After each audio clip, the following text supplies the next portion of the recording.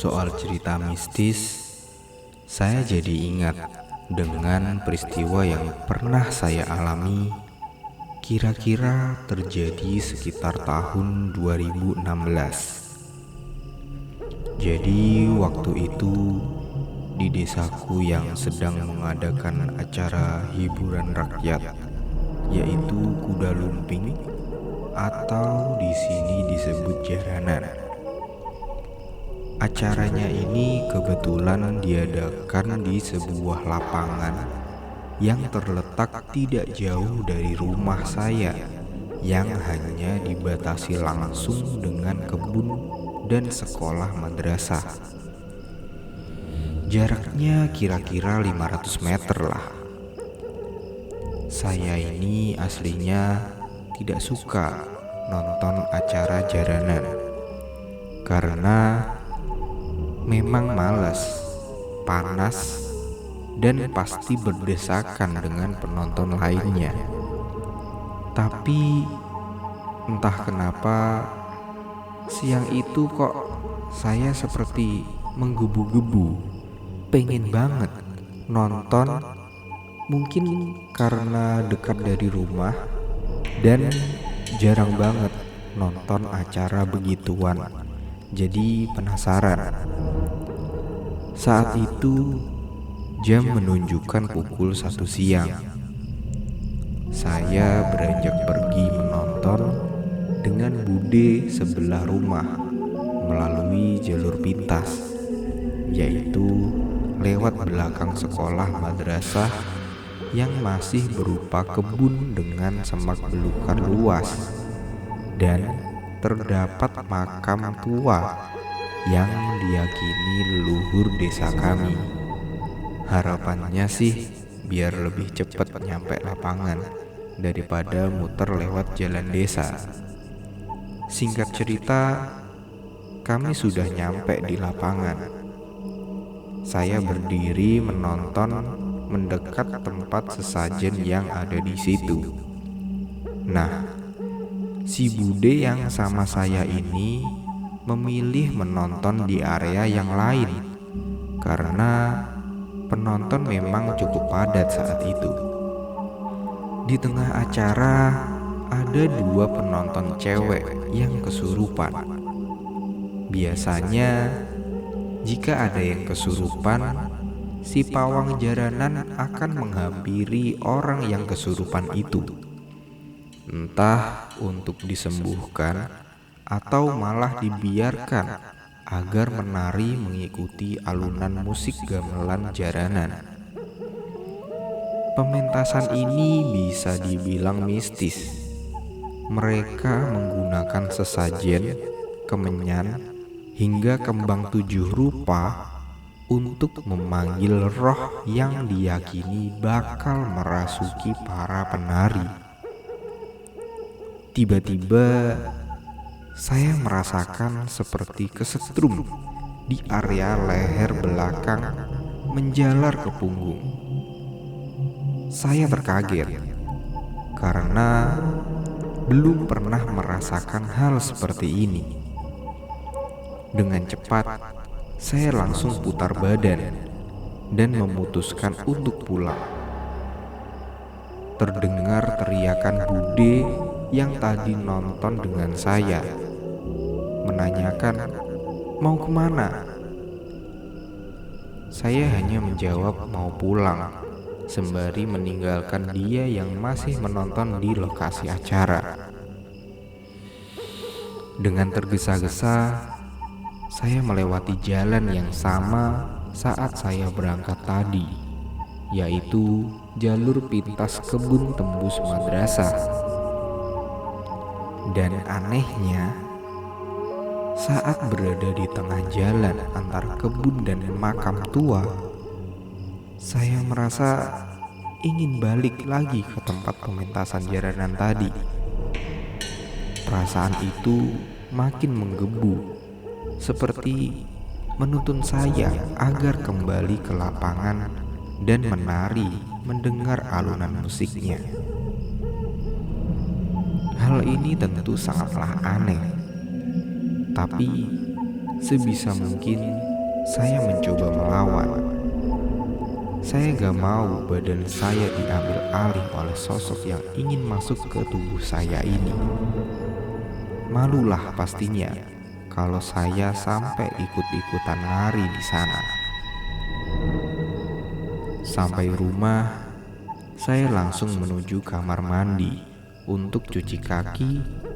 Lalu saya ceritakan yang saya alami barusan ke ibu saya. Ibu saya bilang, "Makanya ngapain juga nonton kayak gituan, mending di rumah aja." Saya cuma bisa diem. Salah saya juga yang ngotot pengen nonton jaranan. Malam harinya sekitar jam 9 malam, saya merasa ngantuk dan hendak beranjak tidur. Ketika hampir tertidur, tiba-tiba saya merasakan seperti kesetrum di leher belakang. Seperti ada yang ingin memasuki tubuh saya lagi. Sontak saya kaget. Saya bangun dan bergegas mengambil air wudhu. Lalu saya coba untuk tidur lagi. Tetapi badan saya malah merasa gerah. Padahal kipas angin juga sudah menyala. Saya panggillah bapak saya dan menceritakan yang saya rasakan. Lalu bapak saya memutuskan untuk sholat terus berdoa. Selesai itu, beliau mengaji membaca surah Yasin. Saya yang duduk di kursi ruang tamu merasa gelisah dan anehnya muncul perasaan tidak senang saat mendengar bapak sedang mengaji surat Yasin. Tiba-tiba saja saya meracau, bilang kalau kuping saya panas dan tidak mau dengar suara orang mengaji. Ibu saya yang saat itu berada di samping saya menyuruh buat istighfar. Tapi bukannya istighfar, saya malah nangis sampai sesenggukan, minta ngajinya dihentikan. Bapak inisiatif megang tangan saya sambil dipijat dan terus mengaji. Tapi saya tetap kesakitan. Saya berontak, nangis, minta dihentikan dan marah saat itu. Melihat hal itu, bapak beranjak memanggil saudara yang kebetulan bisa menyembuhkan orang yang kesurupan atau kesambet. Saya menyadari kalau saat itu saya kesambet makhluk halus. Namun saya merasa masih setengah sadar dan mengenali orang di sekitar saya, namun tidak dapat mengontrol apa yang saya rasakan dan apa yang saya ucapkan. Anehnya, saat orang itu datang, saya merasa tidak suka melihat orang itu. Ada perasaan marah yang muncul. Terus beliau mulai ngaji lagi dan saya nangis lagi, minta dihentikan.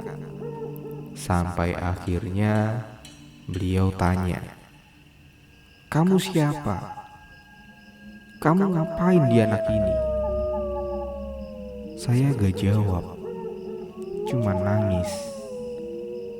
Tiba-tiba ngerasain badan saya berat. Dan saat itu saya total gak sadarkan diri.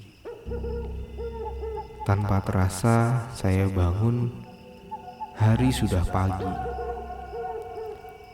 Menurut orang-orang yang saat itu ikut nonton saya kesurupan, malam itu saya sempat minta dibuatkan kopi pahit dan rokok. Sangat aneh karena saya nggak suka kopi, apalagi rokok. Sambil meracau, ngomong pakai bahasa Jawa halus, kata ibu saya.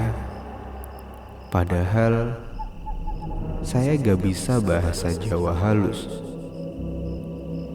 Lalu ada satu sosok nenek-nenek yang masuk tubuh saya. Dia bilang, "Anak ini kurang ajar." Lewat rumah saya yang bersih, megah, dalam keadaan dia yang kotor. Dia injak-injak rumah saya. Saya gak suka.